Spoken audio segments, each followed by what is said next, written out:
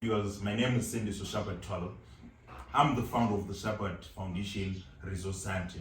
Welcome to Shepherd Foundation Corner. Today I'm humbled. I'm having Dr. Muso. Dr. Muso is the president of Association of History Teachers and Lecturers in Africa.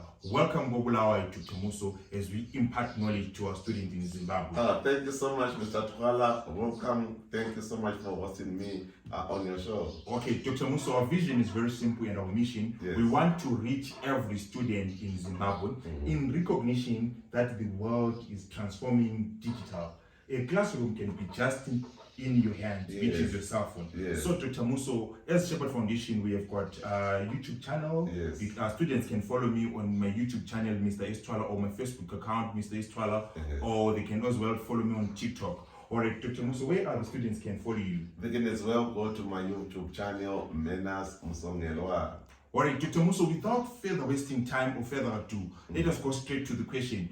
Today we want to revise one of the interesting topics, slave trade. Yes. It's question number 1. Lovely. Okay, so Dr. Muso, the question reads, to what extent was the abolition of slave trade driven more by economic considerations? Yes. If you're a student and you're listening to me right now, take note of this. Whenever you are about to write a question, make sure that you read that question so many times until you understand the keywords. So I'll take the question. To what extent was the abolition of slave trade driven more by economic reasons? What's your take on that question, Dr. Muso? So we are focusing on the economical factors playing a part in the abolishment of slave trade.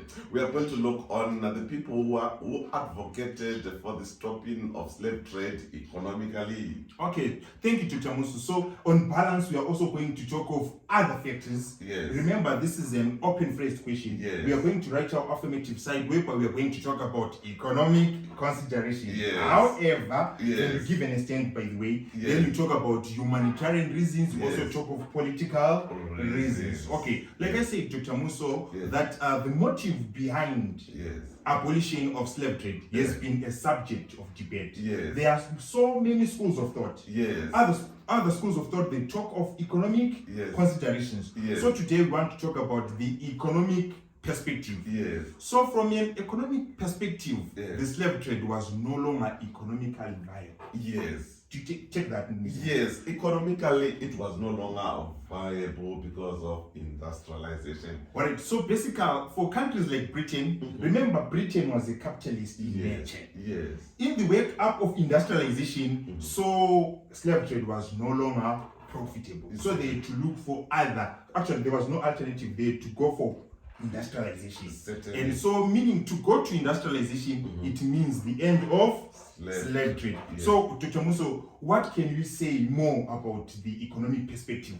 I can say that because of the raw materials that Britain wanted, we see that Britain now was now focusing more on industrialization. So many companies, so many factories were starting in Britain. So by so doing now, it meant that Britain was now focusing on industrializing industrial expansion more than concentrating on the taking of slaves from Africa and going with them to Europe.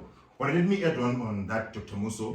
For instance, you are saying that Britain was now concentrating more on industrialization. Another thing, it was no longer profitable for Britain to take slaves from Africa to Europe. Why, Dr. Muso? The reason is very simple.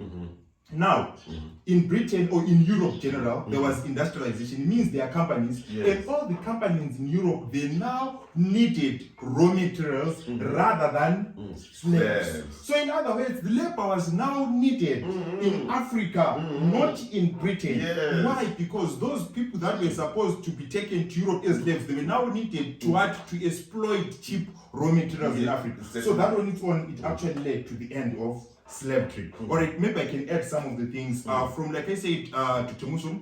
Another thing, the economic theory or the economic considerations was advanced by personalities such as Adam Smith. We talk of Eric Williams. So if you are a student, make sure that you take note of this. The economic theory was advanced by personalities such as Adam Smith. Make sure you write that down. There's also Eric Williams and Thomas Clarkson. So, but all these guys, they were inspired by Adam Smith. Make sure that if you're a student and you are listening to this lesson, make sure that you read about Adam Smith. So let me talk about one of the ideas, the major idea of Adam Smith. Adam Smith, he just summarized his idea to free market, free market. In other words, Adam Smith believed that free labor or paid labor was more profitable and more efficient than the use of slave and unpaid labor. Yes, so they wanted this labor in Africa. Africans now are extracting the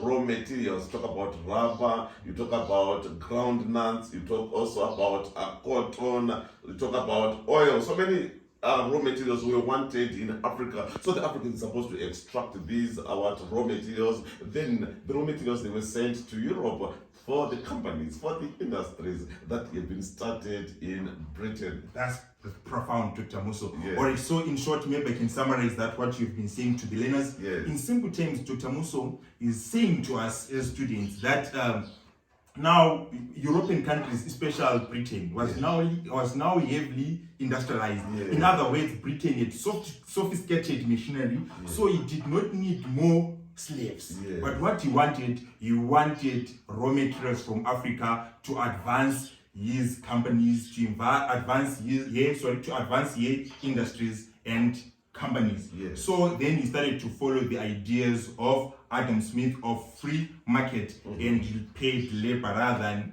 the use of slaves. Why? Let me explain something. Dr. Muso, the slaves were disruptive, and the slave actually in those plantations, remember there were plantations in Brazil, the slaves were revolting.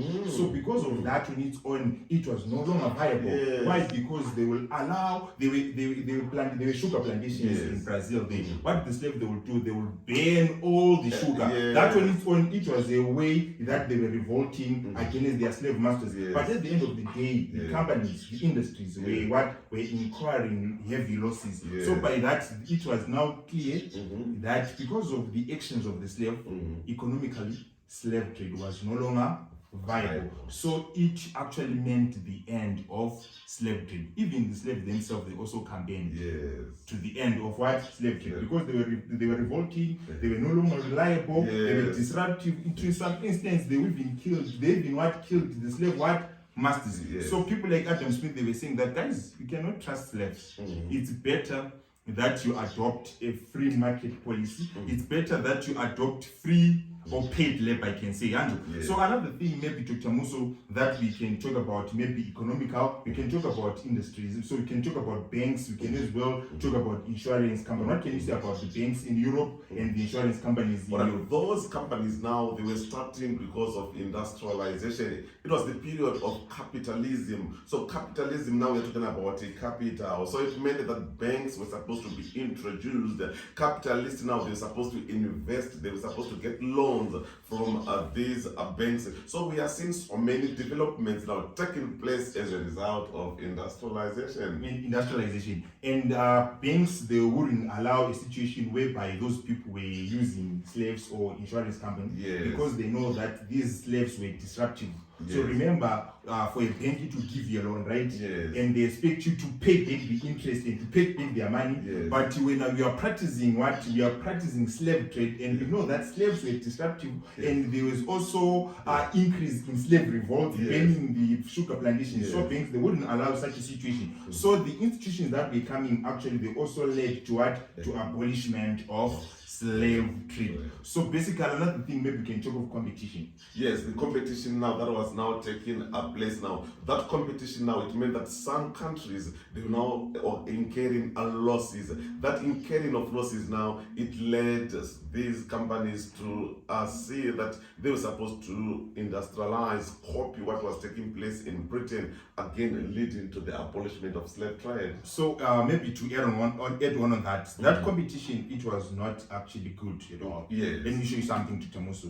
We see competition coming from countries like Brazil, coming from countries like France. You see those guys, they started to develop their own plantations. Yes. By developing their own plantations, it means overproduction of sugar. So in other words, Britain was no longer profiting from sugar. So in the work of that, Britain sought to ruin these other countries by banning slave trade. So that's why you see maybe later on, as we are going to be continuing with our lesson, the slave trade was banned in 1807, but it persisted after its ban because of countries like Britain, so countries like Brazil, countries like France, they were actually against Britain because they were saying, okay, this guy wants to ban slave trade because it benefited, is now industrialized. This guy is now heavily industrialized, that's why he's banning. So basically, that's all that we can talk about. Maybe we can just give a short summary of what we've been talking about. Actually, we are talking about the economic perspective leading to the end of slave trading. One of the things we are going to talk about personalities. If you are reading, make sure that you talk about the personalities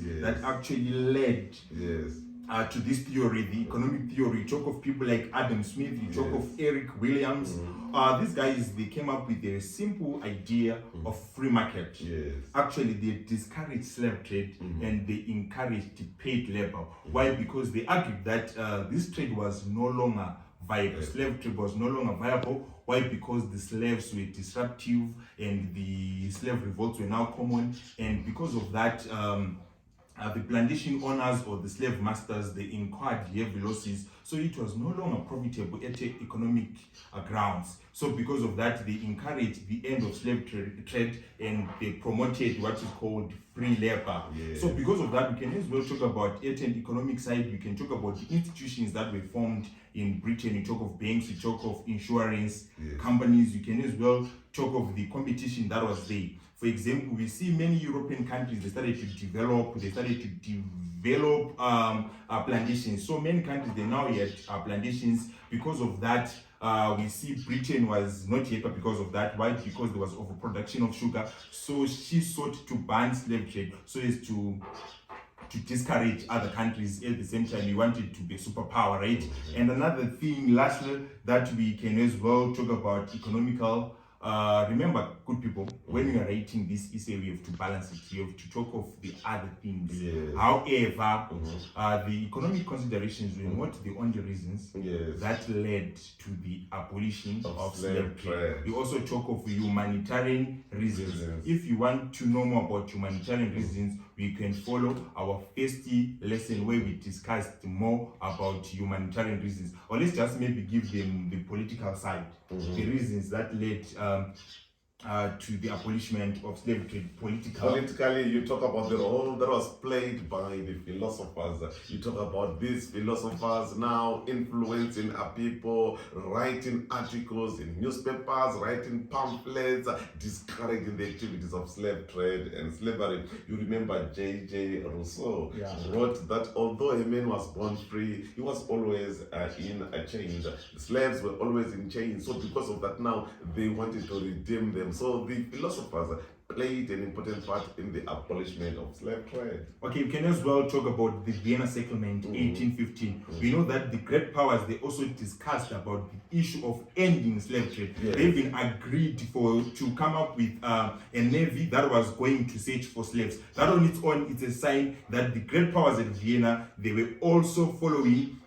the idea of ending slave trade. We can as well talk about Dr. Muso. We can as well talk about the Congress system. You remember at the Congress of Alex LaChapelle, we discovered that one of the aims, it was that of stopping the activities of slave trade and slavery. And Britain and Russia, they to clash on what specifically was supposed to be done to stop these activities. So we are seeing European powers now agitating, advocating, working together, trying to stop these activities, but they ended up clashing on what specifically was supposed to be done. We can as well talk about the French Revolution and the revolution in Haiti. I know you guys, you're familiar with French Revolution. The French Revolution started to spread the ideas of liberty, fraternity, and equality across Europe. That on its own, you can as well talk of the American War of Independence, where the Americans, they wanted to be independent from the British monarch. All those things, they contributed immensely to the end of slave trade. Thank you so much for listening to Dr. Muso and Mr. Thwala signing out.